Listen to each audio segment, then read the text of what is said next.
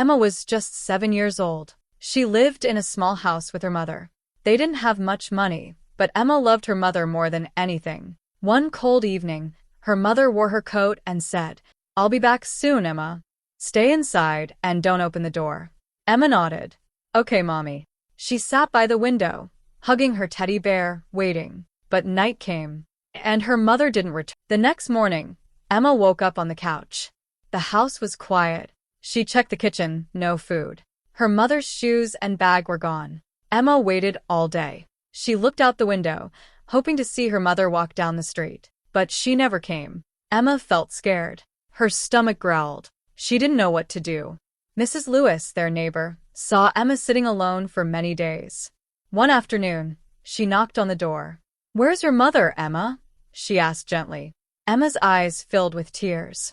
She left and she didn't come back. Mrs. Lewis gave her food and called the police. Officers came and searched, but they found no sign of her mother. It was like she had disappeared. The police took Emma to a children's home. It was a big building with many kids who had no parents. At first, Emma was very sad. She didn't talk much. She missed her mother's voice, her smile, her bedtime stories. At night, she cried into her pillow and whispered, "Please come back, Mommy." But her mother never did. Slowly, Emma started to feel better. The people at the children's home were kind. They gave her clean clothes, good food, and toys. She made new friends and started school. One day, a teacher told her, "You're smart, Emma. You can do great things." For the first time in a long while, Emma smiled. One Sunday, a couple named James and Clara visited the home. They wanted to adopt a child. When they met Emma, they saw something special in her. Emma was shy, but polite. Clara held her hand and said, "You're a brave little girl." Emma felt warm inside. She had not heard such kind words in a long time. Soon, James and Clara adopted her. Emma had a new family. Now, Emma lives in a beautiful house.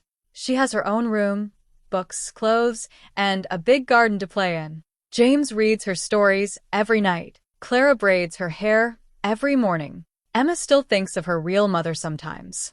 She doesn't understand why she was left behind. But now she is not alone. She has learned something very important. Even if someone leaves you, life can still bring love again. Life in the small apartment was quieter, but not simple. Emily sat by the window one morning, sipping tea, staring out at the city. She wasn't sad anymore, but she wasn't whole yet either. She still woke up in panic sometimes, thinking she had forgotten to cook breakfast on time. Her hands would tremble when she heard a door slam. The emotional scars weren't visible, but they were very real. Daniel noticed. "Emily," he said one night, gently touching her hand, "I know I failed you. I let her hurt you, and I stayed silent. I can't change the past, but I want to help you heal." Tears rolled down Emily's cheeks. It was the first time he truly acknowledged her pain. One evening, the phone rang. It was Margaret. Daniel stared at the screen. Emily nodded. "Answer it." He did. Margaret's voice was calm, for once. "Daniel, I've been thinking. Maybe I was too harsh. Maybe I lost my son because I couldn't accept his wife." It wasn't a full apology, but it was something. Margaret asked if they could come for dinner, just once, to talk. Emily's heart raced. "I don't want revenge," she said softly, "but I need respect." That Sunday, Emily and Daniel stood once again at the door of Margaret's house. Emily's steps were firm this time. Not nervous. Not afraid. Margaret opened the door. Her face was older, softer.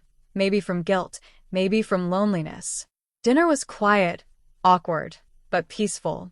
After the meal, Margaret finally looked at Emily and said, "I don't know how to say this well, but I was wrong. You didn't deserve how I treated you. I was scared of losing my son, but in the process, I lost myself." Emily didn't cry. She smiled gently. "Thank you. That means more than you know." From that day, things didn't become perfect, but they became better. Margaret never raised her voice again. She began visiting Emily and Daniel's apartment, not to control, but to connect. Emily found her voice and her power. She started volunteering at a women's center, helping other young wives who were struggling in silence. "I know what it feels like," she told them. But I also know that healing begins the moment you stop being afraid. Final reflection. Not every story ends in fairy tales. Sometimes healing is slow. Sometimes love is tested. But real strength is when you choose peace over pain, voice over silence, and self-respect over tradition. Emily didn't just survive, she transformed. And so can you.